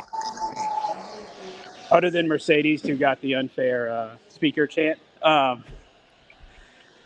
would say Kenny Omega, Ospreay for sure. Who else? I wouldn't count Adam Cole because everybody's just saying boom. So, and Joe got a pretty good, no, but he wasn't one of the biggest. It was definitely Omega, and Ospreay got the two biggest reactions, I would say. That makes sense.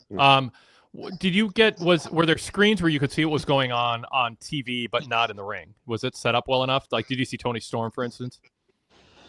Yes. So they played out on the giant screen. I'm sitting behind the media, so I could actually look over and see like what's on TV. But no, that's on the giant screen. They don't play the matches on the screen, but they do play like Tony Storm and all that. She got a pretty good pop too for Collision. I left her out.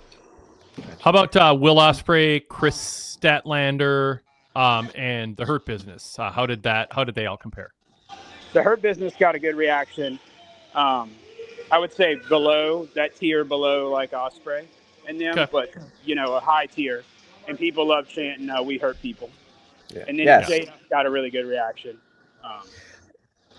Mitch, with this arena, would you, I don't know, like the setups and venues. Obviously, AEW is going to like a smaller, like more intimate seating or like setting. Like, is there any like venues in the local area? Like, let's say hypothetically, Tony Khan's listening to this call, like right now. Like, what area would you like suggest AEW run next to get like a more intimate vibe for their setup? Well, they could go to Baton Rouge and go to like the River Center. But I don't know if they would draw enough people, because we do have the Smoothie King Center where WWE runs, and they. Oh no! That's too big. They were going to run that one year, and it didn't work out. But this is not a bad venue. I mean, this is where Ring of Honor and stuff. Whenever it's WrestleMania weekend, this is where like Ring of Honor would run their shows. Gotcha. Okay. Interesting. And they used to sell them out. I mean, this is when you had Omega versus Cody, but still. And this is where Ring of Honor would run their pay-per-views when they would come. So this is probably the best spot. Did you have a lot of local promotion like leading up by chance? I didn't hear of any. It was all everything was all. In fact, it was hard to get any promotion. I mean, like I said, I didn't know the majority of the roster was going to be here. I was contemplating not. They didn't publicize it. Social media and their website. They really only. I think they only promoted just really the Young Bucks and Master P. Well, Master P. But then Jamie Hayter and Chris Statlander. Yeah. Those were really the only two matches. And again, maybe Tony's just swamped because he's got NFL draft stuff to worry about all week. So I have no idea. But there's attention to detail though. Like. You can put Kenny, because then I saw today they advertised Kenny Omega will be making it. Like they put all that after the fact. Yeah, late in the afternoon or thing. I think that's the first I saw it. And by the way, one of my buddies almost grabbed tickets, and they were as low as $8 in some spots. Okay. Wow. Very cool. Wow. I'm glad they're being reasonable with their ticket prices. That's unreasonable. That's too cheap. No. So if you're interested, Monday night I didn't buy a ticket. And it was going to be like $70, $80 just after taxes and fees to sit where I'm sitting now. It was $38 to sit, and we were like right by the hard camera. Oh, okay, interesting. What kind of response did the Young Bucks get? Man, they get cheered too much. Their wrestling style has not changed to adapt to being a heel, and people cheer the high spots, and then they pump them up and they do their hands and let's go. And I'm just sitting here like, you guys are heels. What are you doing? You're getting cheers against a babyface team. Then they come and they do heel stuff and they get booed.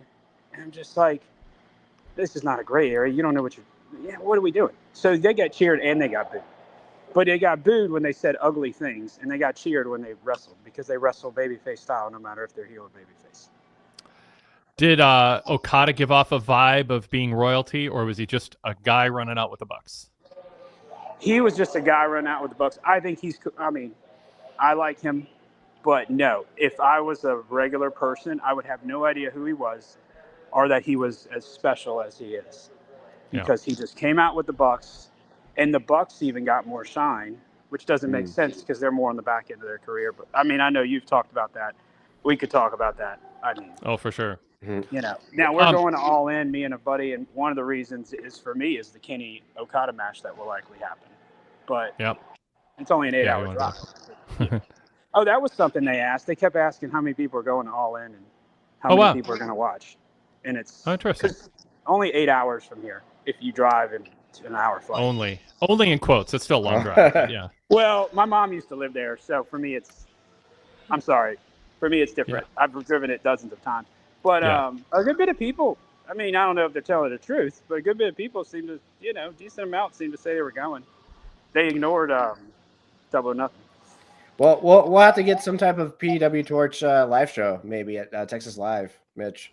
Yeah, I'll see if I can convince Wade to come down, and maybe we can bully out Dave and Brian from trying to book a show or Starcast or something like that. Isn't it gonna be like 110 degrees? Well, you got to remember, that's Wade, Houston, not Dallas. Yeah, well, you got to remember, at least the show is actually indoors. It's so like what you do in Minnesota in the winter. You just stay in the AC. You just go from one AC spot to the next. Okay. I like my Minnesota summers. I don't want to miss out on time at the lake and the cabin and bike in the city, the #1 city in the country for biking. Yeah. Okay. Enough promoting the Twin Cities here. Weather. The Masterpiece segment. How big of a deal is he in New Orleans? And did the crowd think this is cool, or who is this guy? Yeah. What was your take on the reaction to him? Well, my wife thought it was cool when I texted her a picture. Yeah, you mentioned that in the chat. She grew up around New Orleans. So if you live in this area, it's a really big deal. I didn't grow up here, and I don't live here. I live about an hour and a half away, or an hour. So, it was a big deal. There's a lot of local people here. I can just tell. Like, a lot of the crowd is local. So he went over pretty well, I think, here. And they also talked up. I'm not sure if it made TV. I think it did, though, all the stuff he does for the city and the youth. He's really involved, apparently, in youth charity and youth coaching. So even if you didn't know, it'd be hard to boo him. I did think for an ex-rapper, he was kind of not doing his thing, not fighting until the very end. I'm like, what are you doing? Just letting all these guys get beat up. And just his fighting wasn't. I think we know why once we saw him throw some punches. I'm doing air quotes. Those were not good. Then I thought it's a good thing you didn't get involved. Exactly. Yeah. Mitch, did Tony Khan speak to you guys? He did. He came out. What do you have to say? Did he say you're the best crowd in his favorite city? I think we are. Yeah. I don't think he says that to anybody else. And apparently we might get a pay-per-view, even though we sold out 2,000 tickets. But yeah. Where, Mitch? The Smoothie Factory? I'm sorry. Like where at the Smoothie Factory? I think he's joking. Oh, okay. Tony says that in every city, but there's no way. Yeah, I would be genuinely shocked if Houston might, but we sold out 2,500 tickets. He's not bringing a pay-per-view. Yeah, Brian, Mitch is making fun of the fact that Tony says that in every city. You all get a pay-per-view, and you got a cheap pop for that. And he says it in every city, and there's not that many cities. There's not that many pay-per-views. People cheered for it, and then he said, I think that's a fantastic idea. And I'm like, no, you don't. Yes. You're a wrestling promoter, sir. Did Tony get a pop from the 2,500 faithful, 2,400 faithful? I think he did. It was a pretty good pop, and he came out. I mean, look, he said, like, hey, guys, really, what he really emphasized, to be fair, and not to just pick with the guy, is he said, hey, you guys did a great job as a TV, essentially said, you did a great job as a TV crowd.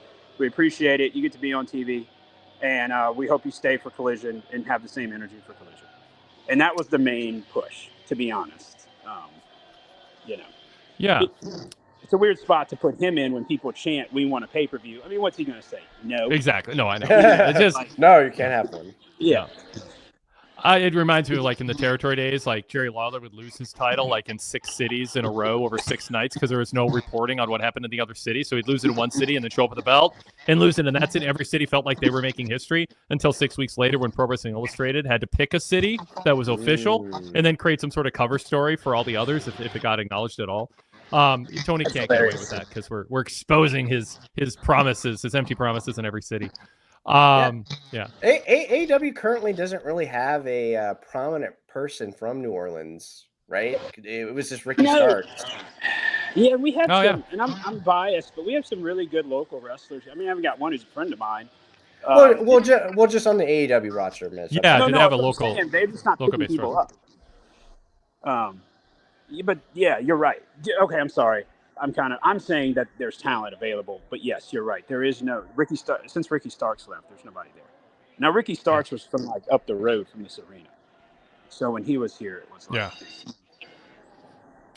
Brian, anything else you want to ask Mitch about his experience in the building tonight? How did the main event play over through the crowd? Was everybody really into the Statlander and Hayter main event show?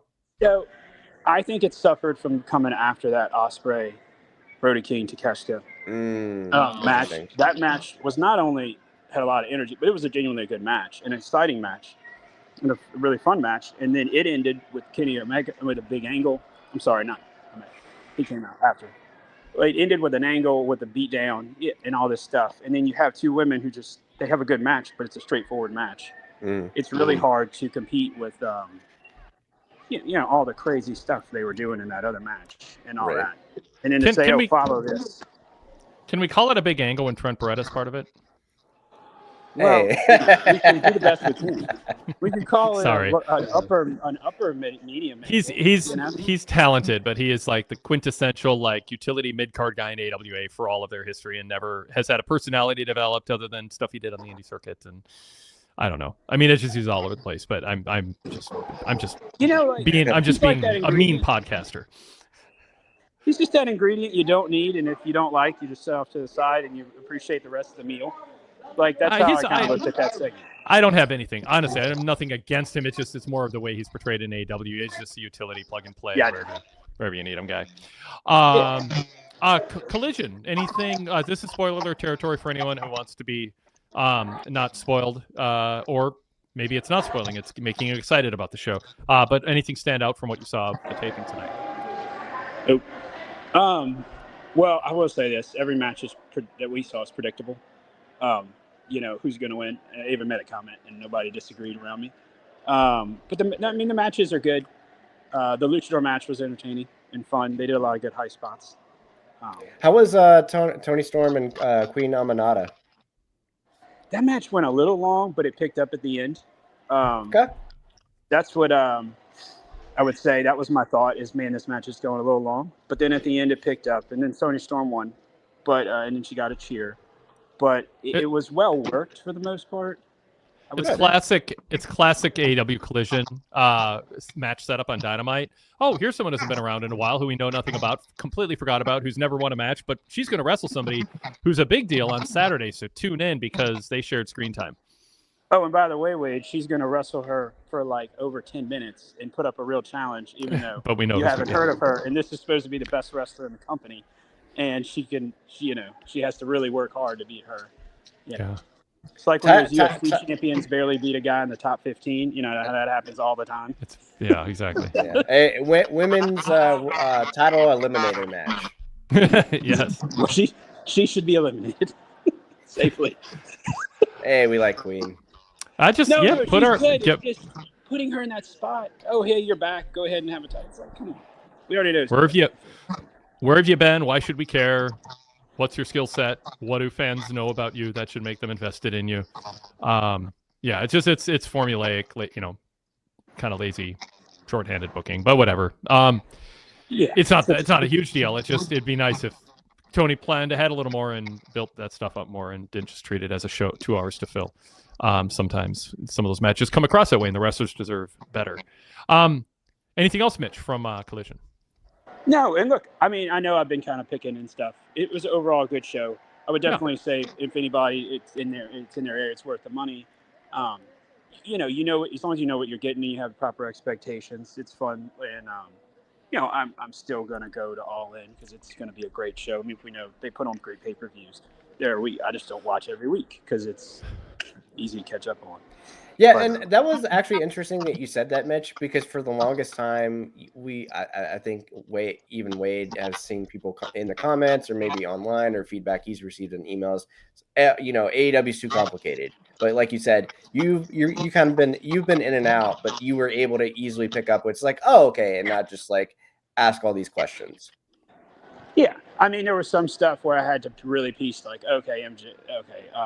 I didn't know even until the match that Jamie Hayter and Statlander was for who was going to wrestle Monet.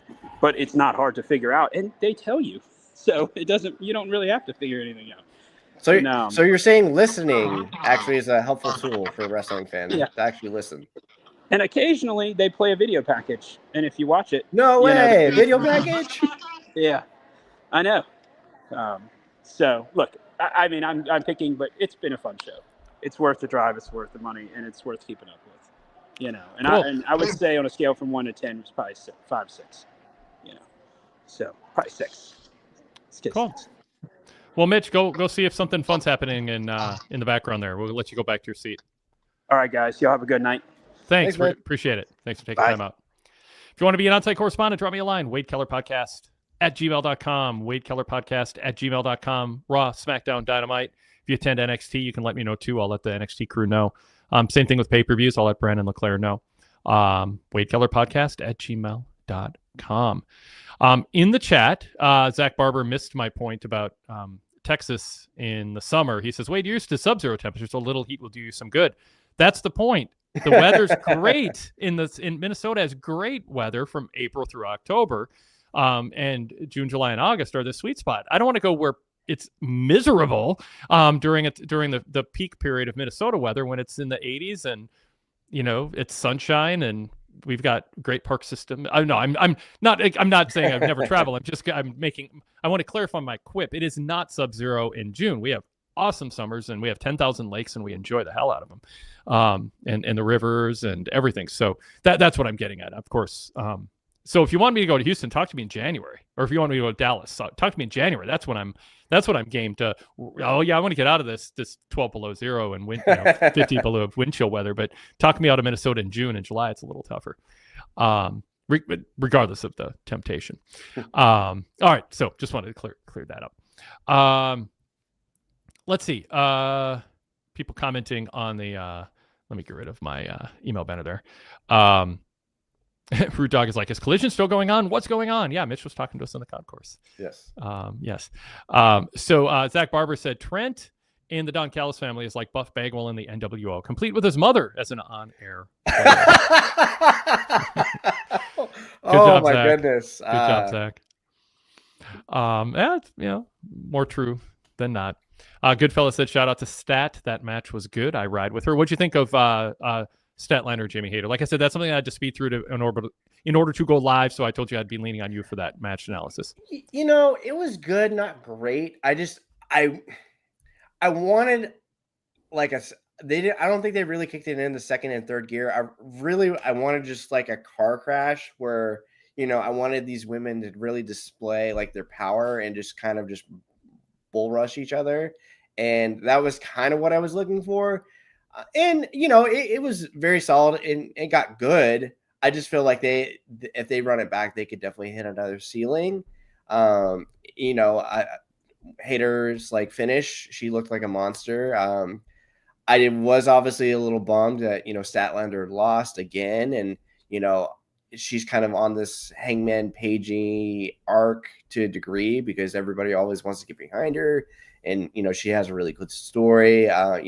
I just hope there's really good follow-up with Statlander after this to, showcase her like disappointment, struggle, because her and Mercedes potentially again at Double or Nothing I'm sure that would have been great. But Hayter has been my pick since day one, and her and Mercedes and the Owen, that's completely makes sense. Do you think who do you got, Wade? You got Mercedes or you got Jamie? I was thinking about the pros and cons of that. I don't have an obvious answer, and which is good, right? Well, for sure. I mean, that getting to what Mitch was saying, like we know what's going to happen, Queen Aminata against Toni Storm. I mean, it depends. Like my thought was when Mercedes comes on, I'm like, okay, that's her final. What do we think here? One, Mercedes doesn't need it because she's got her belts and she's established, so Hayter would get a lot out of it. But there's something to be said for creating a sense that Mercedes is at another level, kind of Roman Reigns-esque in WWE, just like or Gunther with his super long title reigns. And there's value in that, especially if ultimately then she loses to Toni Storm at a big pay-per-view. It means more if she isn't just trading wins. And so is Hayter worth a win over Mercedes? Is it worth? Has she developed her character and her connection? Is a connection with the fans strong enough, and her work on the mic and in the ring enough where you go, you know what? Because you don't want to waste a win. Like Kidman beating Hogan. Hogan couldn't stop talking. Oh, I put Kidman over. No, you didn't. You lost to him, but nothing happened. Right. Nothing. It was just a breaking point. It was an empty breaking point for Hogan to say, see, I'm doing business. He didn't do business with someone who was a threat to him. He did business to what he thought was an internet darling before there was internet darlings. And it was this empty bragging point to show how generous he was. My point in that is if you put somebody over, make sure they're ready to benefit from it. And so my thinking is, I don't know the answer. Like, is Jamie Hayter? What do you think, Brian? Like, where is she? Is she on a path where it'd be worth giving her a win over Mercedes? Because you don't want a Mercedes loss to be commonplace. You want it to be news. Yeah. I just assume the direction all along at, All In was destined to be Mercedes and Athena. AEW smart, because I don't know if you remember the press releases. There was three prominent people featured in the release: Swerve Strickland, Athena, and Mercedes Moné. They both had titles. Athena's from Dallas. It's going to be a big stadium show. It just they weren't going to do that on an accident. So I just assumed it was destined. Now, I do certainly hear what you're saying, and I also antiquated in my brain, when Okada was at his powers, sometimes he would lose a tournament match. Yep. And, you definitely, that would be her first tournament loss, singles loss in AEW potentially, which, over a year, I think that's fine. I look forward to their chemistry because, Mercedes will bump like a maniac for her. And, the thing I do like about Jamie Hayter is her intent. She'll always try to take your head off with the lariat. And I think over the past month, she's definitely, I think she's finally shaking the rust off. She's definitely looking a lot sharper in the ring. And if you think about that, I think it was Revolution, that Jamie Hayter to Toni Storm match. I don't know if you remember much about it, but it was pretty good. So now the question is, like you said, do you want to do that now at All In? I just envision, this is an opportunity for, at some point, Jamie Hayter is going to be the heel against Toni Storm, because you don't want to give them, because I think Toni Storm is just, so good right now.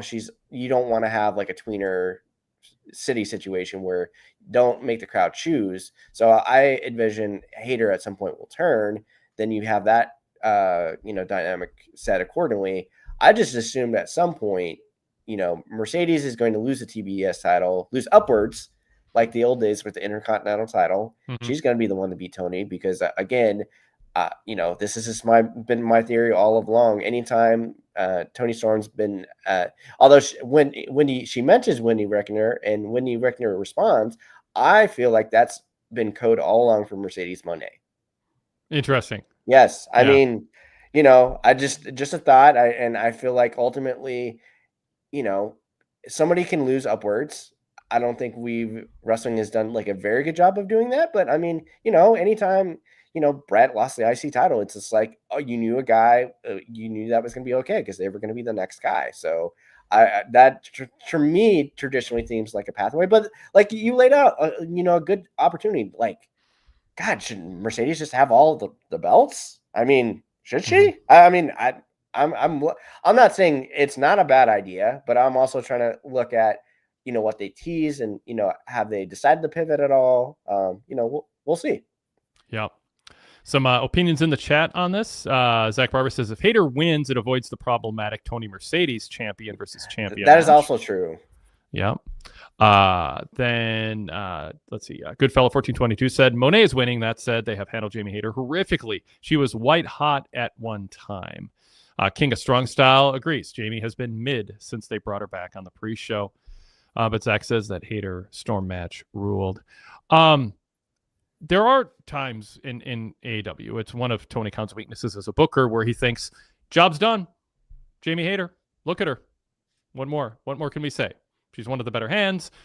Crowds kind of know who she is. Like, it doesn't seem like there's any time is put into going, well, who is she? What's her motivation? What differentiates her personality from others? Why would we root for her or against her? What journey are we on with her? That should always be a question. And then how do we convey that to the audience? And just people pop in and out. Oh, it's time for a match. And then you leave. And there might be, something on Collision that might get highlighted on Dynamite. There might be something on social media that gets recapped at some point. But if you're a top star, if you're in the Jamie Hayter business, you got to decide what to do, something like you do with MJF. Like, okay, he wants to be in the Hurts business. So how do we tell this story and map it out? And there's none of that's going on with her. Well, and then you brought up a great point, Wade, since Jamie, I was at, London last year when Jamie Hayter returns. And that was like, it was a big deal. Everybody was really happy and kind of said, Jamie Hayter will win the title here probably in 6 months. And since she's been back, I know she's kind of expressed it. I think she did a close-up interview with Renee Paquette, but they don't normally show a lot of those on AEW. Like, show me your struggle, show me your journey, because like you had a horrific back injury, which derailed your career for almost 2 years, almost. And like, relate to me, like, show me us, so that way we. And that's week one, Brian. That's like that's not a story that carries you to week 3, and I'm okay with that. But you got to go beyond. Everybody's got a story, It seemed for a month or two there, every wrestler was talking about their struggles on the indie scene and how long it took them to get to national TV. It's like, okay, everybody, almost every wrestler can tell that a similar variation of that. What you're suggesting is good, but it is week 1, and then you got to move on. What is it about her that I'm going to care about the more I learn about her? And by care, I mean either root against her or for her. That's pro wrestling. Why do I want to pay money to see this person lose? And why do I want to pay money to see them win? And decide which it is and start amplifying that. And also, why should I pay to see them, period? That's part of it. What makes her special? Yeah, and I'm trying to think, because if you remember that main event Dynamite match that Hayter had with Cheetah, that was great. It was probably one of their better Dynamite main events. They've, I definitely put it probably in the top 10, main events they've ever had. And you made me think about like what back then, what was the difference? She had Britt Baker and she had Rebel back then. So she had her, even though she was like kind of quasi almost babyface because people wanted to get her over, she had her heaters. So what, could she add somebody? Could somebody join her? Like, could someone just be her mouthpiece? And I think that's an excellent call out because, she probably, I think she's a fine talker. I think she's a fine promo. Like the talking segments she's done in Collision with Billy Starks, been good. Like, fine. Like, but like you said, just what is it about you? Like, she has a good, unique look. I guess, the kids like her presence, which, she's got the cool, music, which is great. But what else can you give us that, let us relate to you, let us get behind you or boo you? Yeah. All right. I want to, we're in the home stretch here, got about 5 minutes or so left. I want to, before we get to a couple emails, and JB is going to help us cover some topics we didn't get to yet, Brian, in rapid fire fashion. Oh. I do want to let people know we covered WrestleMania this weekend with VIP exclusive roundtables that I hosted with Rich Fann and Todd Martin. We did it both on night 1 and night 2. Those are posted. We also had a stand and deliver roundtable. I've also done Wade Keller hotlines the last 3 days, covering the fallout of WrestleMania, The Rock, John Cena, kind of some news on certain aspects behind the scenes on what's been going on. Some insights into what to look for and what to make of what's going on. All VIP exclusive content. You can get full details on a full VIP membership, which also unlocks 35 plus years of archives, hundreds of retro radio shows, many of which I hosted back in the 90s, and 20 plus years of podcasts on demand, including 20 years of post pay-per-view roundtables. When you go to pwtorch.com/govip, you also unlock nearly 2,000 back issues of the Pro Wrestling Torch newsletter, our journalism covering pro wrestling pre-internet, pre-900 numbers, pre-everything, pre-social media, and pre-wrestlers hosting podcasts. The way to get insider behind-the-scenes information and hear from wrestlers directly was through the Pro Wrestling Torch newsletter, and you can unlock that era of wrestling journalism with a VIP membership. pwtorch.com/govip. That'll tell you about other options, including getting just the VIP lineup, the VIP exclusive podcast lineup with ad-free versions of our free shows, also with a 7-day free trial. If you go to Patreon or Spotify, search PWTorch VIP to activate your 7-day free trial. All right, back to the stretch run here. We'll go to Andrew first in Ajax, Ontario. Wade, once again, I don't have a question, but I'm watching the Bucks Night Bailey with my son, and we're on the edge of our seats. I'm not a fan of multi-kickouts, flippy matches, unless it's live, but in person. But this match was probably the best match I've seen this year. The pins were properly interfered with. There you go. Yep. Love when people notice that. The moves made sense. My kid jumped up multiple times. It was amazing. And then when Bobby gave the thumbs down while driving out, we cracked up. Dynamite is definitely stepping up. So some positive comments there. And then JB. So let's see what JB brings up that we haven't covered yet and what he has to say about certain things here. First, I was nervous when I heard that Master P was making an appearance on tonight's show, but I was pleasantly surprised with how he was used. I think he helped the pop that the Ops got, say that fast, for their championship celebration, and Joe did a great job putting him over without pandering too much. Take note, Netflix. Samoa Joe against Mox is a hard-hitting match I actually think works with the Death Riders within the ecosystem of the Death Riders. It's a perfect buffer match at Beach Break before Anarchy at the Arena at Double or Nothing. And then we're on the road to All In, where I expect we'll be building to Mox Ospreay for Ospreay's long-awaited coronation as AEW champion. I have no idea where this patriarchy angle is going. I don't either. If it's jerking us back and forth and who's sympathetic, who we're supposed to be kind of in favor of. That's my side. JB says, if the idea is to move Christian face, I've seen no evidence of it, even subtly. But that's the only sense I can make of the tension. Perhaps Nick Wayne takes it too far and unjustly brutalizes Christian. Brian, what do you think is going on there? What's your prediction? That's where I would have to gather. I've really have enjoyed my Nick Wayne experience. I just want to see more of him on TV because I actually think he's a very good wrestler. I mean, obviously his background story is like, just a story in itself, but I've enjoyed him on television being a heel. I want to see more of him too as a heel. Yeah, he just, I don't know. Like I struggle to really yearn to see, we watch so much TV wrestling Wade, it's all like jumbled together, but like, I really enjoy seeing people like him, people like Billy Starks. I feel like they give me a different flavor, I guess, of something I'm looking for in my television wrestling, where I'm not necessarily looking for this, 4.25 star classic. They give me something different, and maybe I'm just enjoying the journey that they're trying to take me on. I would assume at some point, Christian's got to get brutalized because he obviously, said, hey, thanks for winning me this title, which is, it's a funny bit. And it's pretty clear that they're trying to set up him and Cope versus, FTR potentially at All In, which would be a great match. I mean, I think that would be a great. Do you think if and when that's announced, do you think that would be a big ticket mover? Do you think? No. You don't think so? Oh, I mean, not a big ticket mover. I think some people pay to see it, but I don't think it's a big. I just wonder, like, with Texas being like, a wrestling hub, everybody appreciate more like a nostalgia thing because everybody wants to see Cope one more time. I don't know. I don't know that there's a lot left in that. Well, I don't think there's a lot. I mean, I don't think it's a negative, but I don't think it's a big ticket mover. I mean, Christian and Cope. I mean, there'll be some people who pay to see it but it's not Sting, it's not Cena, it's Copeland and Christian. Yeah, for sure. Christian, the thing too is what are you losing? If Christian hangs out with Copeland again, you're getting Christian hanging out with Copeland instead of this Christian. It's the best Christian we've ever seen. This is also true. Yeah. Like I don't want Christian going on a nostalgia tour to give a boost to Copeland when I want Christian continuing to do what he's been doing the last couple of years, and I want more of it. I don't want him to be a nostalgia act. This is true. Yeah. So that's where some of my Okay. I've no. Let's see. Okay, I think that it was a good idea to give Mark Briscoe a win over Ricochet. Briscoe needs a credible win every now and then if he's going to remain a credible gatekeeper, and Ricochet can always get his heat back. My question is, will Briscoe Ricochet turn into a longer-term feud, and will Ricochet get his win back? Ricochet interfering in the Bucks match confused me a bit. Ricochet continuing the feud of Speedball from their Triple Threat dynasty.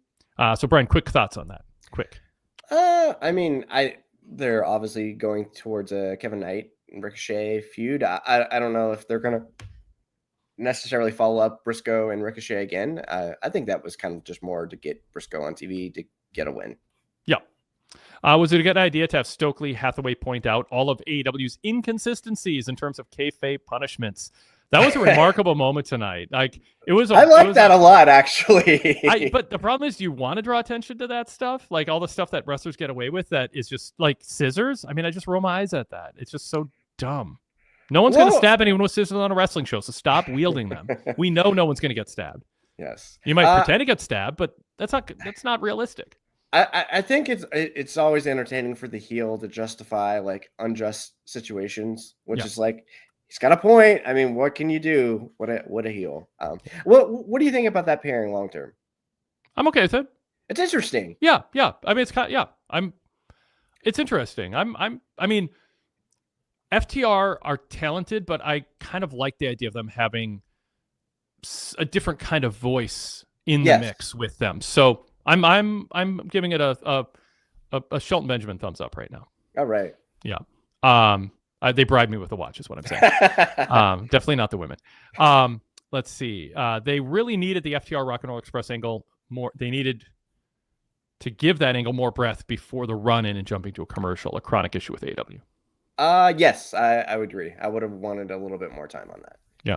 Oh, he said, by the way, it's a great way about FTR and Stokely. It's a great way to get them.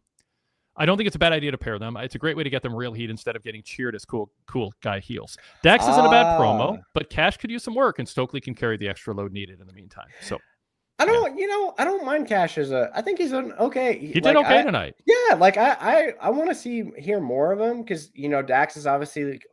It's funny because he got publicly criticized for his podcast, and I think he's almost leaning towards that personality a little bit more, which actually works in his heel persona. I like the high energy face tag team of Knight and Bayley. I hope they stick around in the tag division for a while. Yeah, it's a good mix and match kind of, I don't know, oddball pairing. It'd be fun to see those two having dinner and just like observe what do they talk about? What do they share in common? Do they eat the same food, or I assume they eat very different food and have very different topics, but they might still be best pals. I think there's some fun video potential there.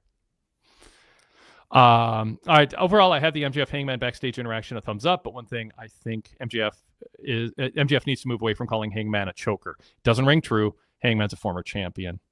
Yeah. I think that Josh Alexander's a good fit for the Callis family. I just wish they do more to introduce him to the AEW audience, whether it be through a live promo or a video package. If having Callis talk about him in commentary isn't enough, also.